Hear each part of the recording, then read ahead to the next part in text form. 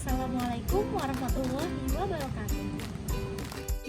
Perkenalkan, saya Muhammad Dasari ini, Program Studi Ekonomi Islam, Fakultas Ilmu Agama Islam, PKN UI 64, Angkatan 64, Unit 8. Di sini saya akan menyampaikan materi tentang perencanaan keuangan melalui investasi emas kepada pelaku UMKM di Sumringin Sari.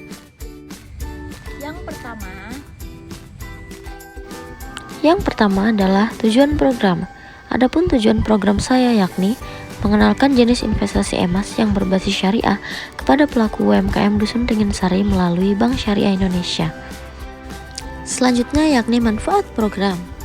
Manfaat program saya yakni pelaku UMKM Dusun Ringin Sari mengetahui bagaimana cara investasi melalui investasi emas yang berbasis syariah, sehingga para pelaku UMKM memiliki tabungan jangka panjang dari hasil usaha yang telah ditekuni.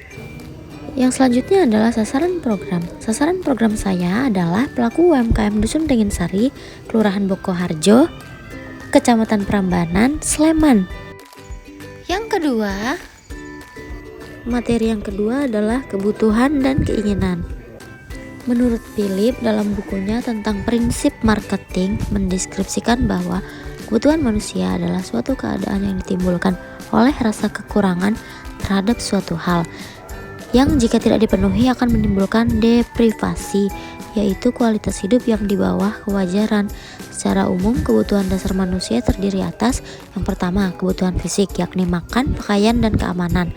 Yang kedua, kebutuhan sosial, yakni memiliki seseorang dan kasih sayang. Yang ketiga, kebutuhan individual, seperti pengetahuan dan kemampuan mengekspresikan diri.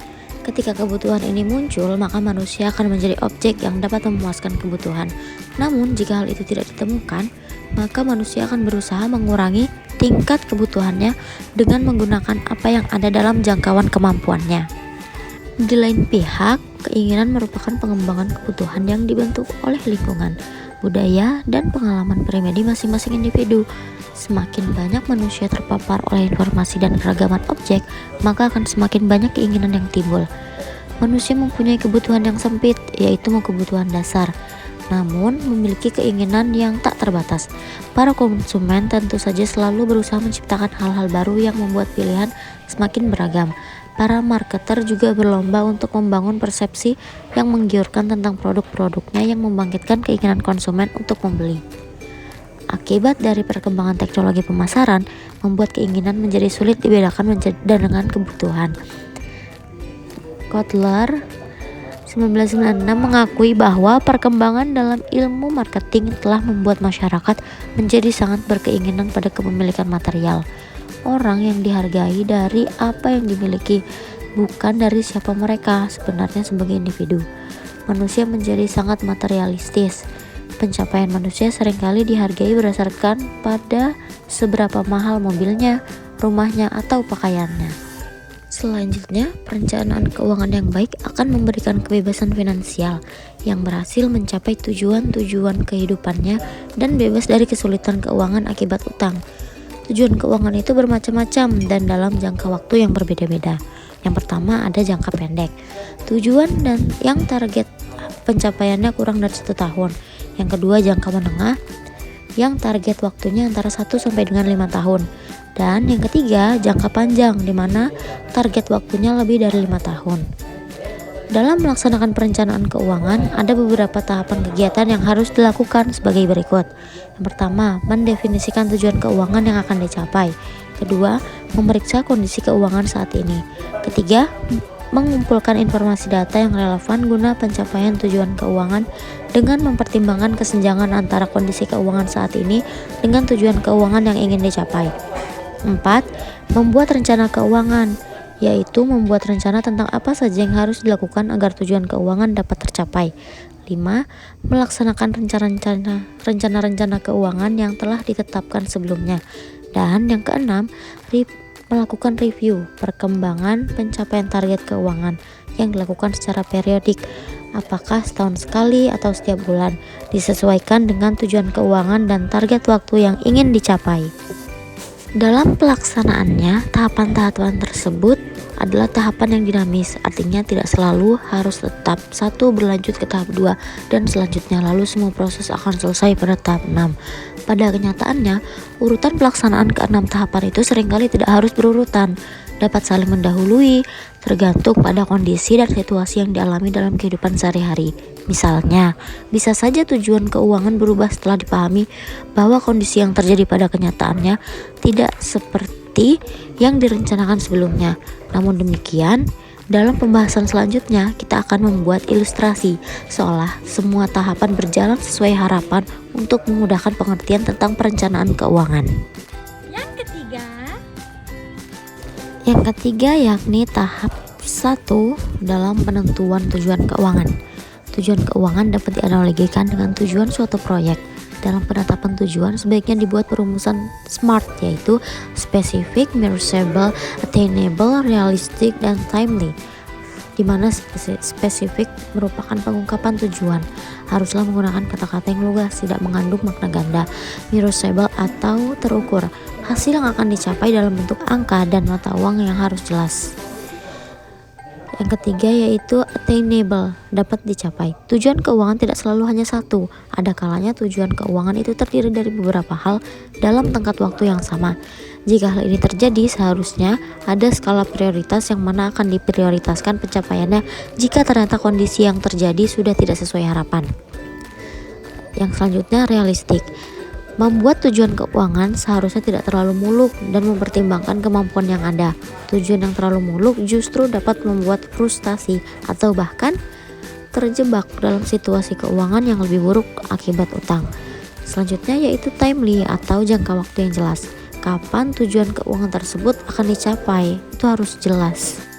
Kemudian yang selanjutnya adalah konsep nilai uang di masa depan. Dalam penetapan tujuan keuangan, suatu hal yang tidak boleh dilupakan adalah konsep bahwa nilai uang Rp1 pada masa sekarang tidak sama dengan nilai uang Rp1 pada beberapa tahun kemudian. Dalam kerangka investasi, konsep ini dikenal dengan time value of money. Ini adalah konsep yang sangat tua, tapi masih sangat berguna hingga sekarang. Pada zaman Benjamin Franklin, konsep ini sudah populer untuk menggambarkan potensi daya pertumbuhan nilai sebagai hasil investasi. Konsep ini kita gunakan untuk menghitung beberapa nilai uang yang kita targetkan pada masa mendatang. Faktor yang dominan harus diperhitungkan adalah inflasi. Artinya, jika biaya pembuatan tugas akhir pada masa sekarang adalah 10 juta, maka akibat inflasi, jumlah uang yang dibutuhkan tersebut akan menjadi bertambah, yang membuat harga barang semakin mahal. Artinya, nilai uang menjadi semakin melemah. Dan yang keempat adalah wawancara dengan pelaku UMKM. Jadi, saya sedang bersama salah satu teman saya yang merupakan pelaku UMKM. Silahkan diperkenalkan dirinya, Mas. Terima kasih sebelumnya, Mbak. Ya, perkenalkan, saya dengan Bedil Farman. Asal saya dari Lamongan dan saya juga temannya Mbak Melda yang juga kebetulan saya sebagai pelaku UMKM. Izin bertanya nih ya Mas, kalau boleh tahu usaha apa sih yang sedang dijalankan oleh Masnya sekarang? Kebetulan saya bergerak di bidang konveksi, Mbak. Jadinya saya itu usahanya di percetakan sablon, juga kayak pembuatan kaos polos, kadang kita juga swablon di tas-tas kecil kayak gitu. Modal awalnya dari mana tuh Mas? Kebetulan saya disupport ya sama orang tua saya, jadinya saya modalnya langsung dari orang tua. Nah, kalau boleh tahu nih penghasilan rata-rata per bulan kira-kira berapa sih? Kalau penghasilan sih kita tidak bisa mengukur per bulan berapa ya, karena kita belum pasti. Penghasilan kami itu berdasarkan orderan yang ada, yang masuk ke kami, kayak ada pesanan partai kaos gitu. Nah, jadi penghasilan kami terbesarnya dari orderan. Jadi kemungkinan kalau misal dihitung per bulannya ya kurang lebih antara 2 sampai 5 juta per bulan. Lumayan juga ya Mas. Ya alhamdulillah ya, namanya juga usaha juga pasang surut lah Mbak. Terus Masnya udah ada investasi di bidang apa nih? Kalau investasi kebetulan saya juga masih muda, juga memang sering mempelajari investasi. Salah satunya juga saya pakai investasi jam seperti ini. Nah, investasi jam ini menurut saya sangat memiliki nilai invest jangka panjang, karena apalagi di seri-seri jam tertentu kayak jam limited edition, yang mana itu bisa menambah nilai jualnya di suatu hari nanti gitu. Dan selain itu juga saya berinvestasi di investasi emas. Kebetulan saya juga investasi di Bank Syariah Indonesia. Nah, gitu. Ada nggak nih Mas pesan dan pesannya untuk para pelaku UMKM? Kalau pesan dan pesan sih menurut saya ya kita sama-sama pelaku UMKM ya, ketika usaha kita di atas ya kita jangan sombong diri. Terus kita tuh harus tetap berinovatif ketika dalam keadaan tertentu kayak pandemi Covid ini, kita harus tetap memiliki pemikiran yang inovasi dan inovatif agar usaha yang kita jalankan tetap berjalan. Malahan kalau bisa usaha yang kita jalankan justru malah grafiknya naik atau meningkat penjualannya. Terima kasih ya Mas atas bincang-bincangnya kali ini. Semoga berkah, usahanya lancar terus. Wassalamualaikum warahmatullahi wabarakatuh. Waalaikumsalam warahmatullahi wabarakatuh. Terima kasih juga. Mohon maaf apabila ada salah kata maupun salah ucapan dari saya. Terima kasih. Baik, mungkin itu saja yang dapat saya sampaikan mengenai materi tentang perencanaan keuangan melalui investasi emas. Kurang lebihnya saya mohon maaf. Wassalamualaikum warahmatullahi wabarakatuh.